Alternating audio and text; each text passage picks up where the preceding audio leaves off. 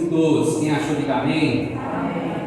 O texto sagrado nos diz: assim, meus amados irmãos, como sempre vocês obedeceram, não apenas na minha presença, porém, muito mais agora na minha ausência, ponham em ação a salvação de vocês com temor e tremor, pois é Deus quem efetua em vocês tanto querer quanto o realizar, de acordo com a boa vontade dele.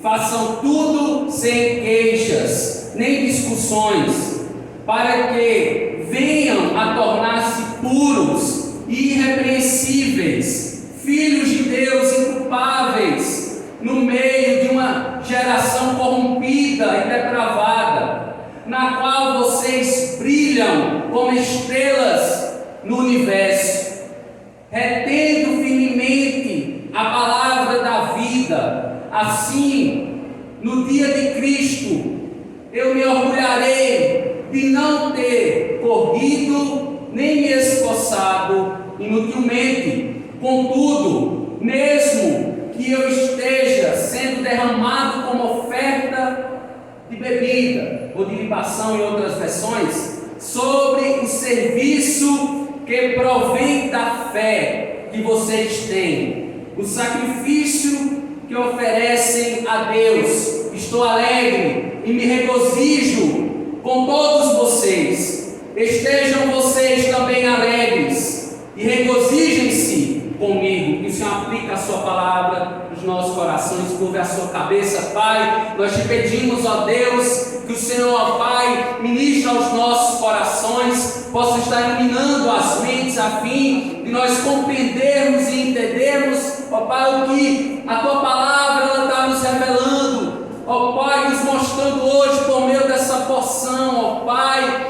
ó Deus, que o Espírito Santo tenha livre acesso aos corações. E repreendemos toda a seta do mal, toda a ação do mal, caia por terra, em nome de Jesus Cristo. Ó Pai, nós assim te oramos e te agradecemos, em nome de Jesus, amém. Os amados, podeis assentar-se. Eu quero iniciar esse sermão perguntando como nós temos desenvolvido a salvação que recebemos do Senhor. Você já parou para pensar sobre isso? Como temos nos comportado diante dessa sociedade em que vivemos? É sobre isso que o apóstolo vai falar nesses versos em que lemos. Paulo, quando escreveu essa carta, ele estava em Roma, como sabemos, ele estava preso, mas sendo uma prisão diferenciada, pois Paulo estava preso em uma casa e era guardado por soldados romanos, e Paulo, ainda preso, viu grandes motivos para pregar o Evangelho e se alegrar em Cristo. Eu faço uma pergunta a você nessa noite, mesmo diante desta pandemia que nós estamos ainda passando, nós temos, eu quero afirmar isso, nós temos grandes motivos para continuar pregando este Evangelho, porque este Evangelho de Deus é o poder de Deus para a salvação de todo aquele que crê. Quem crê nisso, diga amém nessa noite.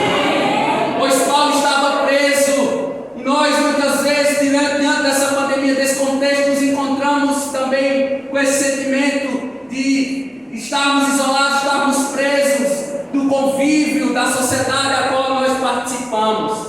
E se nós observarmos aí no capítulo 2, observem aí capítulo 2, nós vemos Paulo, ele convida os crentes a ver o exemplo de Cristo, que sendo Deus se esvaziou e tomou a forma humana para morrer no nosso lugar, para perdoar os nossos pecados, para nos purificar de toda e qualquer injustiça. Nos versos que nós lemos inicialmente, nesta noite, nós podemos encontrar o apóstolo Paulo convocando, ele chama os crentes em Filipos, e ele nos chama nessa noite, ele nos diz: vivam a salvação. Vamos repetir todos: vivam a salvação. Quais conselhos o apóstolo Paulo apela para os crentes em Filipos a viverem a salvação? Então nós extraímos aqui, elencamos alguns conselhos práticos para nós nessa noite. E o primeiro conselho prático foi: desenvolva a salvação. Desenvolvam a salvação. Observem aí o versículo 12. Diz o seguinte: assim, meus amados, como sempre vocês obedeceram, não apenas em minha ausência, na minha presença, melhor dizendo, porém muito mais agora na minha ausência. Agora observem aí a expressão: desenvolver a vossa salvação. Em outras palavras, ponham em ação a vossa salvação. Ou seja, continuem trabalhando, continuem desenvolvendo. E é de que maneira a gente desenvolve a nossa salvação? Com temor e tremor. Então Paulo, o apóstolo, vai começar o versículo 12 dizendo: assim pois, perceba essas duas expressões aí, essas duas primeiras palavras, assim pois. Então, essas palavras, elas não estão por aí, por acaso, mas elas estão associadas a um contexto anterior. E esse contexto anterior, esse contexto imediato a qual nós estamos, ele tem uma ligação com o texto anteriormente que nós meditamos. Nos versos anteriores, Paulo está falando do quê? Do exemplo de Cristo. Ele é o fiel, a fiel e a verdadeira testemunha. Então os filipenses, eles entendiam que eles deveriam o quê? Olhar tão somente o exemplo de Cristo, porque Ele é o nosso mestre por excelência, Ele é o guia perfeito da sua igreja. Então Paulo, ele queria que aqueles filipenses olhassem a atitude de Cristo, tivessem o mesmo sentimento de Cristo, tendo os outros superiores a eles mesmos, que nós tenhamos o nosso irmão superior a nós mesmos, que isso agrada a Deus. E eles deveriam continuar obedecendo a Cristo na ausência do apóstolo. Irmãos, quando falamos em salvação, nós lembramos muito bem que só Deus, Ele pode conceder a salvação a alguém. Ou seja, nós não podemos conceder a salvação a ninguém. Nem eu, nem você, nem qualquer outro homem da face da terra pode conceder a salvação a alguém. Mas somente o Senhor Deus, por meio da sua graça, por meio da sua misericórdia e por meio da sua ação, da sua intervenção, foi na minha vida e foi na sua vida. Deus interveio, Deus agiu poderosamente nos salvando. E a Bíblia fala de um homem que foi chamado por Deus para pregar a uma grande cidade. Porém essa pessoa ela fugiu de Deus, ela tentou fugir, mas como sabemos, ninguém consegue fugir de Deus, absolutamente não. Esse homem, ele padeceu por sua desobediência. Deus lançou uma tempestade sobre o barco onde ele estava, na presença daqueles marinheiros todos supersticiosos, serviam a falsos deuses, viram aquela tempestade como a mão de Deus, e eles jogam sorte para saber quem pecou. Aquele homem se entrega a eles e é lançado no mar. Logo em seguida é engolido por um grande peixe, que não era uma baleia, né? O texto no hebraico diz que era um grande peixe. Estando dentro daquele peixe, aquele homem, ele orou ao Senhor Deus, uma oração totalmente baseada nas Sagradas Escrituras. E de quem estou falando, meus irmãos? Quem estou falando nesse momento? Quem é? Jonas, o profeta conhecido, o profeta fujão.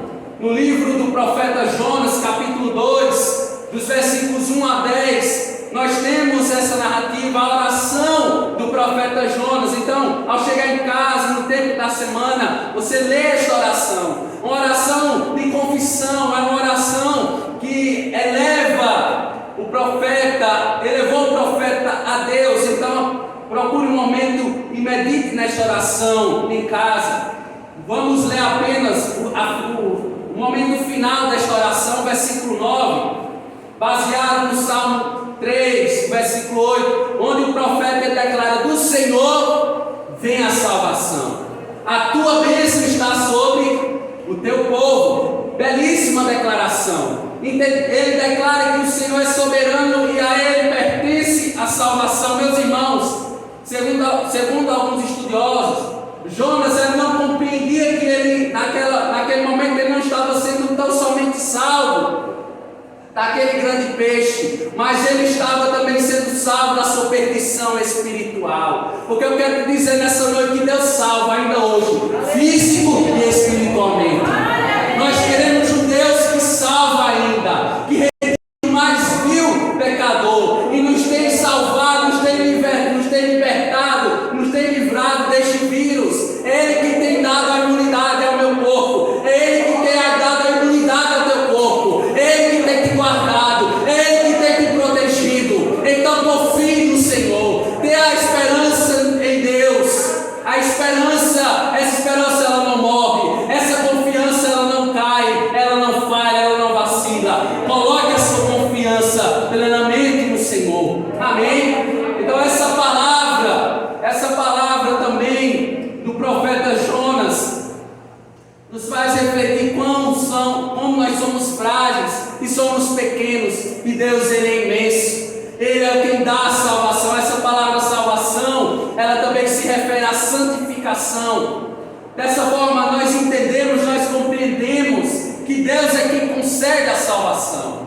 É Deus quem nos envolve com seus laços de amor. É Deus que nos purifica de toda injustiça, e é por meio do sangue de Jesus. É o sangue de Jesus que nos garante vitória. É o sangue precioso de Jesus vertido na cruz do Calvário. O verbo aqui que o apóstolo ele escreve aos Filipenses é o verbo desenvolver. O que quer dizer este verbo? É uma ação contínua, é uma ação vigorosa, é uma ação extrema. Você dia após dia, é uma ação do seu coração, é uma ação da sua força, é uma ação extrema sua. Entendendo, meu amado irmão, que nós devemos desenvolver esta salvação, essa santificação, que entendemos que a salvação é um ato exclusivo da parte de Deus para conosco, mas a santificação nós somos coparticipantes, nós colaboramos, nós podemos ser essas pessoas, Deus o agente principal e nós esses agentes passivos. Nós recebemos o poder de Deus para a santificação. Então, se faz necessário a gente desenvolver a salvação, como é que a Bíblia diz aí? Com temor e tremor.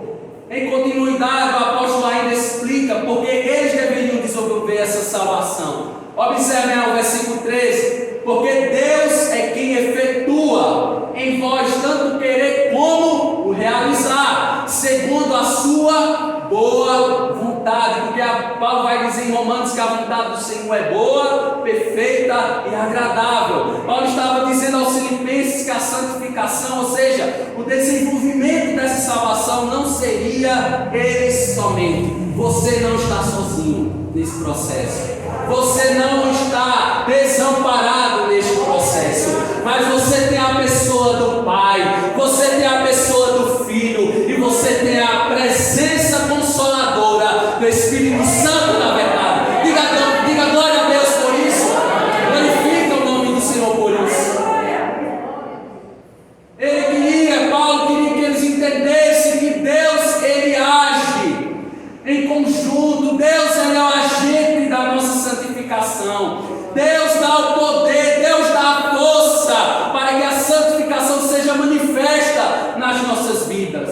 Você pode me perguntar, mas pastor, como podemos desenvolver a nossa salvação? E o desenvolvimento da salvação se refere-se a uma busca diária. Nós nos dedicarmos dia após dia, noite após noite, a estarmos lendo as Sagradas Escrituras, lendo devocionalmente, orando ao Senhor, ou a sós com Deus que tem sido muitas vezes esquecido. Nós não temos mais reservado um tempo para com Deus. Infelizmente nós não temos mais jejuado. Então as disciplinas espirituais são os meios de graça que o Senhor nos dá. Então que nós possamos diariamente guardar um momento de leitura, de oração, de busca ao Senhor. Amém, meu amado irmão? Amém?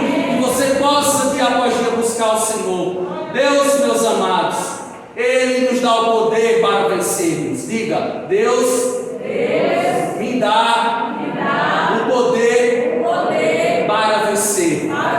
O poder para vencer é as Sagradas Escrituras. O poder para vencer é você orar dia após dia. É você buscá-lo dia após dia. No seu quarto, aonde quer que você possa ir, orando em espírito, orando na sua mente. Pai, por favor, me livre do homem mau. Não, muitas vezes Deus não quer ouvir a nossa fala. Deus quer que nós pensemos nele, pensemos na maravilha do seu ser, possamos pensar como Jesus é lindo, como Jesus é maravilhoso. Ele quer que nós pensemos também dia após dia. E Deus nos escolheu, a Bíblia vai dizer de antemão. Deus nos escolheu de antemão, nos predestinando para sermos o que? Santos. O que é ser santo? Ser separado. Separado de Deus para Deus. Deus me separou para Ele mesmo, porque você pertence a Deus. Você é a propriedade exclusiva do Pai. Amém? Segunda carta aos Tessalonicenses, capítulo 2, versículo 13, diz o seguinte: mas nós devemos sempre dar graças a Deus por vós, irmãos, amados do Senhor, porque Deus vos escolheu desde o princípio para a santificação do Espírito e a fé na verdade. Meu amado irmão, nós estamos meditando na seguinte afirmação: vivam a salvação. E nós elencamos aqui alguns conselhos práticos. O primeiro foi: desenvolva a salvação. O segundo conselho prático: agora sejam luz. Versículo 14 vai trazer outro apelo. Paulo aqui ele traz para a gente também, ele nos constrange a nós voltarmos os nossos olhos para esta palavra. Versículo 14 vai dizer o seguinte: fazei tudo sem murmurações nem contendas. E aqui Paulo vai dar a causa, para quê? E ele mesmo responde, observe o versículo 15: para que venham a tornar-se o quê? Puros e irrepreensíveis, filhos de Deus, inculpáveis, no meio de uma geração corrompida e depravada, na qual vocês brilham como estrelas no universo, ou como luzeiros no mundo, como postes. Nós temos nas avenidas, nas ruas, nós temos esses postes. Sem a iluminação das vias públicas, o que é que aconteceria? Estava escuro. Então nós devemos ser essa figura desses postes que iluminam as trevas, que iluminam a escuridão, que eu e você, meu amado irmão, como Paulo aqui bem nos advertiu, nós não devemos ser como os ímpios, nós não devemos viver como outrora no passado, contendendo com as pessoas, nós não devemos viver reclamando, murmurando,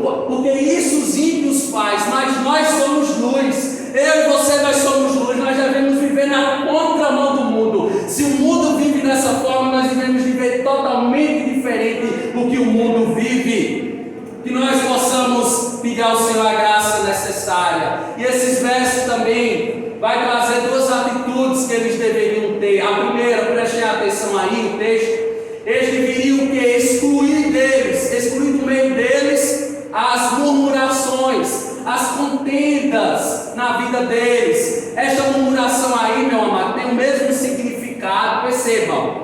Essa mesma murmuração aí tem o mesmo significado quando o povo de Israel estava murmurando no deserto. Quando o povo de Israel estava reclamando, era Deus dando maná, era Deus enviando o alimento diário, eles reclamando, eles muitas vezes desenvolveram, puderam arquitetar um bezerro de ouro, entristecendo Deus, o Senhor que tinha providenciar todas as coisas para a sua vida. E nós muitas vezes, a igreja de Deus hoje também passa por isso, porque nós não somos imunes à murmuração, nós não somos imunes a reclamarmos, mas que nós possamos não murmurar, porque quando nós murmuramos, nós estamos indo de encontro com Deus. O que é isso? Indo contra Deus. Quando nós também contendemos uns com os outros, isso entristece o Espírito Santo de Deus. Então, que no nosso meio não haja discussões, não haja contendas. Paulo, ele queria que aqueles irmãos eles parassem de pensar com eles mesmos, ou seja, eles tinham questionamentos interiores a respeito do que era a verdade.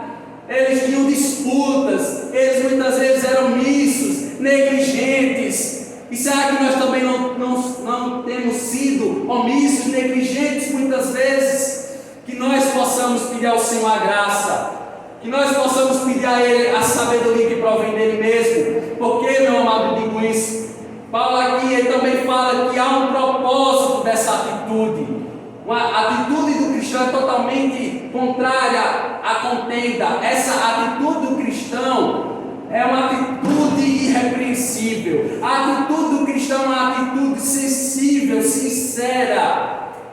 É uma sensibilidade no Espírito Santo. Porque esses que são sensíveis à voz do Espírito, que não vivem em contenda, eles são chamados filhos de Deus. Bem-aventurados os pacificadores, porque estes serão chamados filhos de Deus. Esta é uma das únicas bem-aventuranças que Jesus ele declara que aqueles que são pacificadores, eles serão chamados filhos de Deus. E aqui a Bíblia vai dizer que eles são inculpáveis. O que é inculpável? Sem culpa. No meio de uma geração corrompida e depravada, no meio de uma geração cheia de conflitos, no meio de uma geração totalmente alheia à vontade do Senhor. Então, dessa forma, meus irmãos, o apóstolo Paulo, ele é aquele que caracteriza e ele denuncia aquela geração em que eles estavam inseridos e que eles deveriam ser diferentes, que nós possamos ser diferentes dessa geração, né?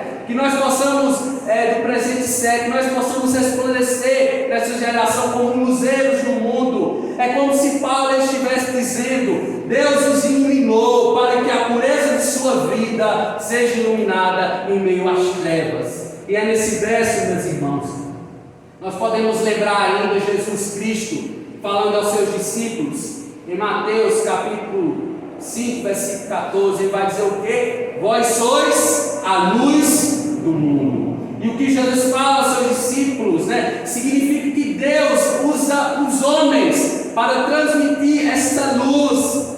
Nós somos esses postes, nós somos esses utensílios, esses vasos. Jesus é a luz do mundo. Jesus ele reflete a sua luz nas nossas vidas. E agora nós somos esses pequenos vasos contidos da luz de Cristo, revelando, resplandecendo por aí fora neste mundo. Isso é maravilhoso. Jesus é a luz, meu amado, que ilumina os crentes. Cristo, ele demonstrou essa luz quando esteve aqui conosco há mais de 2000 anos, e que nós possamos demonstrar. Mas percebam ainda, observem aí, ainda no versículo 16, Paulo ele vai dizer algo interessante. Vai dizer o seguinte: preservando a palavra da vida, para que no dia de Cristo eu me glorie, de que não corri em vão, nem me esforcei inutilmente. Paulo estava falando aqui que o evangelho da salvação não só é pregado, mas também praticado. Então, nós não somente somos ouvintes, Tiago vai dizer, o servo do Senhor, não sejais somente ouvintes, mas praticantes. Paulo afirma que eles tivessem viver este evangelho, porque se de fato eles não tivessem vivendo o evangelho, eles estavam menosprezando essa graça que tinha lhes dado.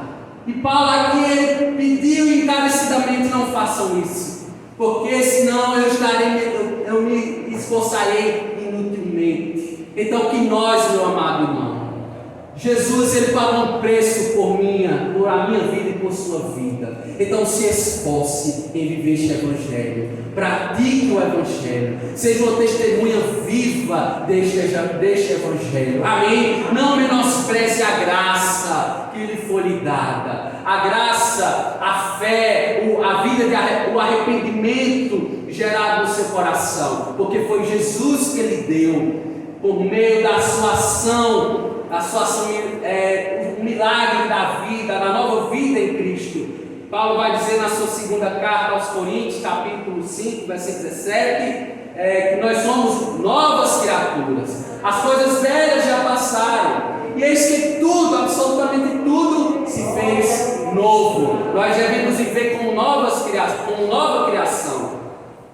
Vivam a salvação. Nós estamos refletindo acerca desse tema, e faz os conselhos que o apóstolo Paulo nos dá nessa noite. O primeiro, vamos lá, não sei se os irmãos estão gravando, vamos lá, o primeiro conselho foi: desenvolva a salvação. O segundo, sejam luz. O terceiro e último agora, vivam alegres apesar do sofrimento. Isso é fácil, irmão? Não. Isso para nós é um paradoxo, é contraditório. Como é que a gente vai viver alegre apesar do que nós estamos passando no nosso sofrimento? Eu quero te dizer que Paulo, ele esteve alegre no sofrimento. E se Paulo, um homem cheio do Espírito Santo de Deus, ele não é melhor do que nós. Nós não somos melhores do que Paulo. É necessário nós buscarmos a Deus, porque assim nós seremos cheios do Espírito Santo de Deus. Então Paulo foi um homem falho, limitado como eu e você. Então se Paulo, ele atingiu esse patamar de estar em sofrimento e alegre, eu e você nós podemos atingir, porque nós temos o Espírito Santo da promessa. Você tem o Espírito Santo da promessa, você foi selado com o Espírito Santo da promessa. Então você pode estar gozando de uma alegria também em sofrimentos. Versículo 17, vejam aí: contudo, mesmo que eu esteja sendo derramado como oferta de bebida sobre o serviço que provém da fé que vocês têm, o sacrifício que oferecem a Deus, eu estou alegre e me regozijo com todos vocês. Versículo 18: estejam vocês também o quê? Alegres e regozijem-se comigo. Então o apóstolo Paulo está num contexto de prisão, como sabemos, prestes para ser julgado, prestes para perder a sua cabeça, sabemos que ele foi decapitado, mas algo alegrava o apóstolo Paulo, algo trazia júbilo ao seu coração, que é a presença de Deus, meu amado irmão. Quando nós temos a presença de Deus, meu amado, pode vir o que vier, circunstância que vier, situação que vier, a mais desesperadora possível, nós podemos passar pelo deserto, e o Senhor vai nos passar pelo deserto, mas Ele estará conosco no deserto, Ele estará conosco na tempestade, como foi cantado aqui, em meio às tempestades, Ele está comigo e com você, em meio a esta pandemia, Ele tem estado comigo e com você. Então regozije-se no Senhor, alegre-se no Senhor. Paulo vai dizer: alegre-se no Senhor, alegrai-vos no Senhor, outra vez vos digo, alegrai-vos. Isso é uma ordem para nós estarmos alegres no Senhor Jesus, desenvolvendo a salvação que Ele nos deu, essa santificação de forma alegre. Então dessa forma, meu irmão, ele mesmo apela aos filipenses a ter a mesma alegria junto com ele, se alegrar, e que eu e você, no momento que nós estamos passando, venhamos nos alegrar. Paulo, em seus escritos, sempre ele falou sobre essa questão do sofrimento e da alegria, de estar alegre em toda e qualquer situação. Segunda carta aos Coríntios, capítulo 7, versículo 4, ele vai dizer o seguinte: estou cheio de consolação. Veja a declaração belíssima do apóstolo: estou cheio de consolação, eu estou transbordando de alegria em todas as tribulações, em todas as diversidades. Colossenses capítulo 1, versículo 24, Paulo declarou: agora me regozijo nos meus sofrimentos por vós, e na minha carne eu faço a minha parte em nome do seu corpo, que é a igreja, ao preencher o que falta aos sofrimentos de Cristo. Meu amado irmão, Paulo entendeu que foi pagar o preço, por Cristo Jesus, porque ele disse: morrer para mim é lucro, importante, eu estarei na presença do Senhor, porque na presença do Senhor é incomparavelmente melhor. Ele viveu este Evangelho, e que nós possamos viver este Evangelho puro e simples. E Paulo declarou em Filipenses capítulo 4, versículo 13: posso todas as coisas naquele que me fortalece. Que você possa dizer, que você possa afirmar isso: aquele que te fortalece. Porque Paulo falou isso? Porque ele sabe que Deus é o que fortalecia, porque ele soube passar por momentos de escassez, por momentos de bonança, e que nós possamos também passar, meus amados irmãos, porque nós passaremos por reveses, por períodos de estiagem, mas também gozaremos de um período chuvoso nas nossas vidas. Então, em momentos de escassez, em momentos chuvosos, nós possamos adorar o nome do Senhor, não murmurando, não reclamando, não contendendo com os nossos irmãos na fé, espirituais. Então, eu e você podemos viver contentes e alegres, porque Deus está presente. Deus está presente contigo, Deus está presente conosco. Ele é o Emanuel, o Deus presente está, o Deus conosco está. É Deus que te fortalece, é Deus que te reanima, é Deus que renova a tua fé, é Deus que te restaura, é o Deus que te cura e te coloca salvo de todas essas aflições que nós estamos vivendo. Quantas vezes, nos momentos de tristeza, não é verdade, nós esquecemos que temos um Deus que está conosco e que nos fortalece. O salmista mesmo diz: Ele é o socorro bem presente na hora da angústia. O Senhor dos Exércitos está conosco. O Deus de Jacó é o nosso refúgio. Diante dessas verdades bíblicas, nós temos algumas atitudes. A primeira atitude: desenvolva a salvação, desenvolva a santificação que você recebeu do Senhor. Seja sal da terra, resplandeça Cristo neste mundo corrompido. Viva contente apesar do sofrimento, apesar do coronavírus, apesar das perdas nas famílias, apesar das enfermidades. Não importa a situação que você vive, mas viva contente. E a fonte de contentamento, quando nós temos a fonte de contentamento, que é Cristo nas nossas vidas, nada falta a nós. O salmista vai dizer no Salmo 23: Ele é o meu pastor, nada, absolutamente nada terei falta, e coisa alguma terei falta, porque você e eu, nós temos a presença de Cristo. Possamos passar por tudo nesta vida, mas a fonte de contentamento das nossas vidas, de alegria das nossas vidas, é a pessoa de Cristo. Temos a presença graciosa de Deus em nossas vidas. Quem tem aqui a presença graciosa de Deus em suas vidas? Amém? Então que Deus os abençoe grandemente em Cristo Jesus.